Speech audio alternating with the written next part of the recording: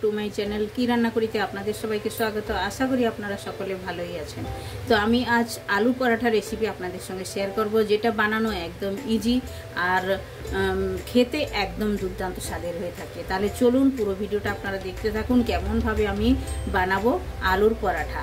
আর আলুর পরাঠা এটা আপনারা একবার বানালে বাড়িতে সবাই ডিমান্ড করবে যে আপনি সব সময় এটা বানিয়ে খাওয়াবেন সবাইকে। তাহলে চলুন আমি কিভাবে বানাচ্ছি দেখুন।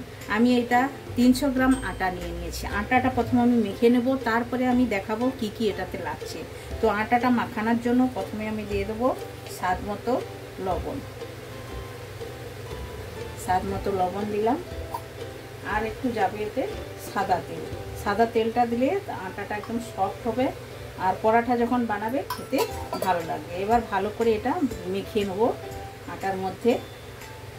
আপনারা চাইলে আটা দিয়েও বানাতে পারেন, চাইলে ময়দা দিয়েও বানাতে পারেন। ময়দার থেকে আটাতে ভালো হয় খেতে, একদম সফট হয়ে থাকে আর এটা হজমও হয়ে যায় তাড়াতাড়ি আটা দিয়ে বানালে।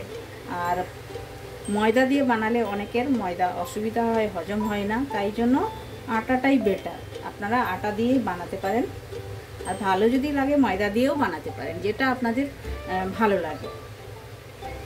দেখুন এভাবে করে মেখে নেবো ভালো করে। তেলটা ভালো করে মেখে নিয়েছি এবং একটু একটু জল দিয়ে আটাটা মেখে নেবো। যেমন আমরা আটা মাখিয়ে থাকি রুটির জন্য, ওভাবেই করে মেখে নিতে হবে। একটু সফট করে মাখতে হবে, একদম শক্ত করা চলবে না, একটু নরম নরম করে মাখতে হবে। তাহলে পরাঠাটা যখন বেলবেন আলুর পুরটা বাইরে বেরিয়ে যাবেন না। আর যারা ভেতরে পুর দিয়ে বেলতে পারেন না তাদের জন্য আমি একটা টিপস আপনাদের সঙ্গে শেয়ার করব, কেমনভাবে আপনারা বানাবেন। যারা নতুন বানাচ্ছে অনেকেই বানাতে পারে না, ভেতরে আলুর পুরটা দেওয়ার পরে বেলতে পারে না। আর সেই বেলাটা কেমনভাবে করবেন আমি সেটাও আপনাদেরকে দেখাবো, আপনারা পুরো ভিডিও দেখতে থাকুন। এইভাবে একটু একটু করে জল দিয়ে আটাটা মেখে নেবো। তো আটাটা ভালোভাবে মেখে নিয়েছি। এখন উপর থেকে একটু তেল হাত এভাবে লাগিয়ে ঢাকনা লাগিয়ে রেখে দেবো 5 মিনিটের জন্য। বেশি সময় রাখার কোনো দরকার নেই। এভাবেই তেলটা উপর থেকে দিলে আটাটা একদম সফট থাকবে। ভালোভাবে আমি তেলটা লাগিয়ে দিলাম,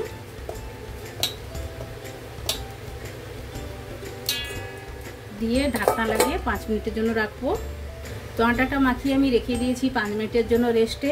ওই টাইমের মধ্যে আলুটা আমি গ্রেট করে নেবো আর আলুর পুরটা আমি বানিয়ে নেবো আলুর পরাঠা বানানোর জন্য। আমি 3টে আলু বয়েল করে নিয়েছি। আর নেওয়ার পরে এভাবে গ্রেটারের সাহায্যে এভাবে গ্রেট করে নিতে হবে, তাহলে একদম মোলায়েম হবে। আর আলুর ভিতরে যখন পুরটা দিবেন আর বেলার জন্য কোনো অসুবিধা হবে না। এভাবেই করে গ্রেট করে নিতে হবে আলুটাকে, এভাবেই করে নিতে হবে। আমি 3টে আলু নিয়েছি, আপনারা আপনাদের হিসাবে নিতে পারেন, যতটা আপনাদের প্রয়োজন বাড়ির মেম্বার যে হিসাবে ওই হিসাবে আপনারা বানিয়ে নিতে পারেন। তাহলে চলুন প্রথমে আমি আলুটা গ্রেট করে নেব, তারপরে আমি দেখাবো এটাতে কি কি মশলা লাগছে, ওটাও আমি দেখাচ্ছি আপনাদেরকে। একদম সুস্বাদু হয়ে থাকে, আপনারা বাড়িতে একবার ট্রাই করতে পারেন এই রেসিপিটা। মানে এটা নাস্তাতে তো একদম পারফেক্ট একটা রেসিপি। আর স্কুলের ডাব্বাতেও দিতে পারেন, অফিসের ডাব্বাতেও দিতে পারেন এগুলো টিফিনে। আলু গ্রেট করে হয়ে গেছে, এটা এখন সাইড করে দেবো। আর যেগুলো মশলা লাগছে ওগুলো আমি এক এক করে আপনাদের সঙ্গে শেয়ার করব। এই যে দেখুন আমি নিয়েছি 2টো পেঁয়াজকে একদম ছোট ছোট করে কেটে নিয়েছি, এভাবেই করে ছোট ছোট করে কেটে নিয়েছি। আর রসুন নিয়েছি 10 থেকে 12টি রসুনের কোয়া ছাড়িয়ে নিয়েছি। আর 10 থেকে 12টি আমি কাঁচা লঙ্কা এভাবে কেটে নিয়েছি। আর ধনে পাতা নিয়েছি। তো প্রথমে আমি কি করব, এই যে রসুনের কোয়া মিক্সার জারের মধ্যে দিয়ে এটা আমি মানে একদম আধা পিসা করে নেবো, একদম মিহি করে পিসবো না, আধা পিসা করে নেবো। কাঁচা লঙ্কাগুলোও দিয়ে দেবো। ঝালটা আপনারা আপনাদের হিসাবে দিতে পারেন। আমি এতগুলো লঙ্কা দিলাম, এই লঙ্কাগুলো ঝাল নেই তাই জন্য এতগুলো দিলাম। আর ধনে পাতা দেবো। এই 3টে জিনিস মিশিয়ে আপনারা পিষে নেবেন, তাহলে দেখবেন এটা খেতে দুর্দান্ত স্বাদের হয়ে থাকে। তো প্রথমে আমি এটা দরদরা করে পিষে নেব।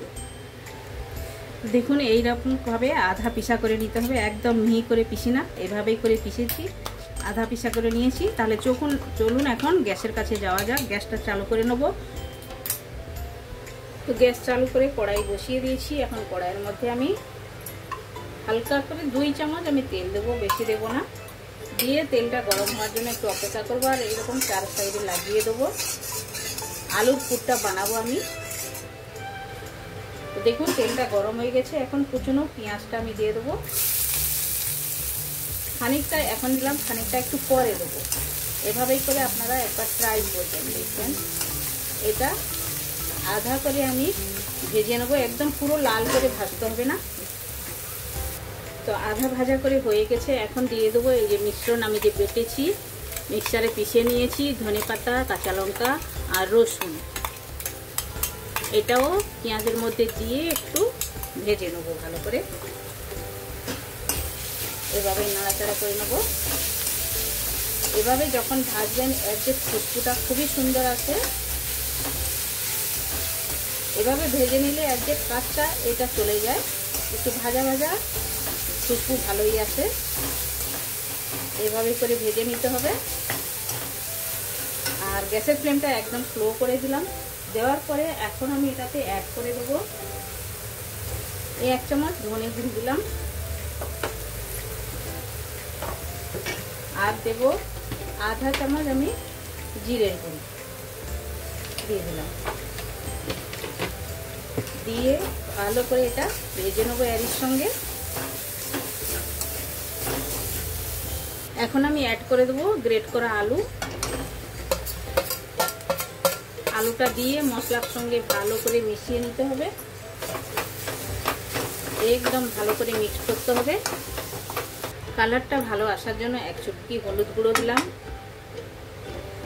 আর আধা চামচ লাল লঙ্কার গুঁড়ো দিলাম। লাল লঙ্কার গুঁড়োটা অপশনাল, চাইলে আপনারা দিতে পারেন, না হলে নাও দিতে পারেন, স্কিপ করতে পারেন। এখন স্বাদ মতো লবণ অ্যাড করে দেবো। লবণটা অ্যাড করে দিলাম। এখন দেব আমি এটাতে আমচুর পাউডার। আমচুর পাউডার আধা চামচের মতো দিয়ে দেবো। আমচুর পাউডার আপনাদের কাছে না থাকলে নামানোর সময় একটু লেবুর রসও অ্যাড করতে পারেন আপনারা। এটা ভালো করে এখন মিশিয়ে দেবো। আর এটাতে আমি উপর থেকে এই যে কুচনো পেঁয়াজ রেখেছি একটু আমি অ্যাড করে দেবো। এভাবেই করে দিলে এটা খেতে খুবই সুন্দর লাগে। প্রথমটা ভেজে নিয়েছি, আর এটা এভাবেই লাস্টে দিলে আর একটু ক্রাঞ্চি ক্রাঞ্চি আসবে, খেতে খুবই ভালো লাগবে। তো আলুর পুরটা আমার একদম রেডি হয়ে গেছে। এটা এখন নামিয়ে আমি ঠান্ডা করে নেবো। তো কেমনভাবে বেলবেন আমি দেখাচ্ছি। একটা এভাবে রুটির ডো নিয়ে নিতে হবে, বাটির মতো করে তৈরি করে নিতে হবে এভাবেই। এই দেখুন এভাবেই বাটির মতো করে তৈরি করে নিয়েছি। এখন যে আলুর পুরটা এটার মধ্যে দিয়ে দেবো 1 চামচ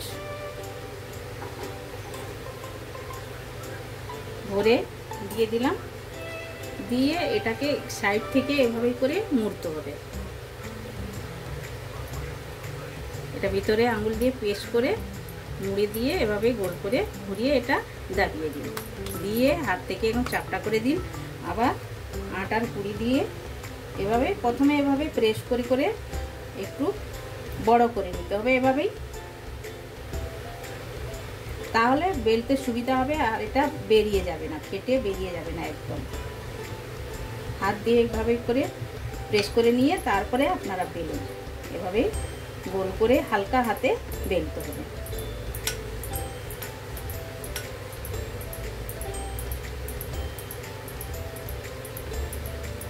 এভাবে বেলুনটাকে আস্তে আস্তে ঘুরলেই একদম চারদিকে ঘুরতেও থাকবে আর ভালোভাবে বেলা হয়ে যাবে। তো দেখুন ভালোভাবে এটা বেলা হয়ে গেল। এভাবেই করে এটা এখন সাইড করব। আর যাদের বেলতে আসে না, পুর ভেতরে দিয়ে বেলতে আসে না, তারা কেমনভাবে বানাবেন তাদেরকে আমি দেখাচ্ছি। এভাবে একটা রুটি গোল করে বেলে নিতে হবে প্রথমে। এই যে দেখুন বেলে নিয়েছি। এইবার এটার মধ্যে পুর আপনারা দিয়ে দিন। পুরটা ভালোভাবে এভাবে মিশিয়ে দিন। যাদেরকে বেলতে আসে না, ভালো করে এভাবে মিশিয়ে দিতে হবে, সব সাইডে লাগিয়ে দিতে হবে এভাবেই। তো ভালোভাবে পুরটা লাগিয়ে দিয়েছি। এখন উপর থেকে আর একটা রুটি এভাবে করে আপনারা দিয়ে দিন। এইটার মাপে দিয়ে ভালো করে হাতের সাহায্যে এভাবে প্রেস করে দিন। দেখলেন তো কত ভালোভাবে হয়ে গেল। বেলারও কোনো অসুবিধা নেই, আর সুন্দরভাবে হয়ে যাবে। আর একটু এভাবে করে বেলে দিতে পারেন। দেখেন ভালোভাবে হয়ে গেছে। তাহলে চলুন এখন গ্যাসের কাছে যাওয়া যাক, সবগুলো ভেজে নেবো। আমি তো আপনাদেরকে দেখালাম একটা পুর ভরে কেমনভাবে বেলতে হয়, আর একটা যাদেরকে বেলতে আসে না তারা কেমনভাবে বেলবেন। এভাবেই করে বেললেও খুবই সুন্দরভাবে বেলা হয়ে যায়। তো আমি তাওয়া বসিয়ে দিয়েছি, এখন তাওয়ার মধ্যে একটা দিয়ে দেবো। প্রথমে দুই সাইড হালকা করে সেঁকে নিতে হবে। দুই সাইড হালকা সেঁকে নিয়েছি, এখন আমি সাইড থেকে তেল ছেড়ে দেবো একটু। এভাবেই আপনারা তেল দিয়েও বানাতে পারেন, বাটার দিয়েও বানাতে পারেন, যেটা ভালো লাগে। আমি সাদা তেল দিয়ে বানাচ্ছি। দিয়ে এটা চেঞ্জ করে দিতে হবে, দিয়ে এভাবে ঘুরিয়ে ঘুরিয়ে ভেজে নিতে হবে ভালো করে। তো দেখুন পরোটাটা একদম ভালোভাবে ভাজা হয়ে গেছে। দেখুন এভাবেই করে ভেজে নিতে হবে। এইবার ডবল রুটি দিয়ে যেটা ভেজেছিলাম বেলেছিলাম সেটাও ভেজে নেব। দেখুন এটাও ভালো করে ভেজে নিয়েছি। এভাবে সবগুলো ভেজে নিয়ে তারপরে আমি প্লেটিং করে আপনাদেরকে আমি দেখাচ্ছি। সব পরোটাগুলো দেখুন এভাবেই ফুলে খুবই ভালোভাবে, দেখুন একদম দুই সাইড একদম ফুলে যায় ভালোভাবে।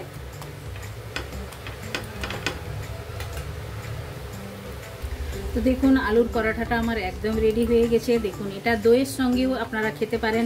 এভাবে দই থেকে, আচার থেকে, আর সসের সঙ্গে, যেটার সঙ্গে আপনাদের ভালো লাগে আপনারা এটা এনজয় করতে পারেন। দইয়ের সঙ্গে তো খুবই ভালো লাগে। আপনারা এইভাবে বাড়িতে একবার ট্রাই করতে পারেন, আর টিফিনেও দিতে পারেন। আপনারা একবার বানান, খান, আর কমেন্ট সেকশন গিয়ে কমেন্ট করে আমায় বলুন এই আলুর পরোটা রেসিপিটা আপনাদের কেমন লেগেছে। ভালো লেগে থাকলে লাইক, শেয়ার, কমেন্ট করবেন। যারা এখনো পর্যন্ত চ্যানেলটি সাবস্ক্রাইব করেননি প্লিজ চ্যানেলটি সাবস্ক্রাইব করে নেবেন। বেল আইকন অবশ্যই প্রেস করবেন, তাহলে নিত্য নতুন রেসিপি আপনারা সঙ্গে সঙ্গে দেখতে পাবেন। আবার দেখা হচ্ছে নতুন কোনো রেসিপির সঙ্গে। সবাই ভালো থাকবেন, সুস্থ থাকবেন। আপনারা আপনাদের কিমতি টাইম আমায় দেওয়ার জন্য আপনাদেরকে অনেক অনেক ধন্যবাদ।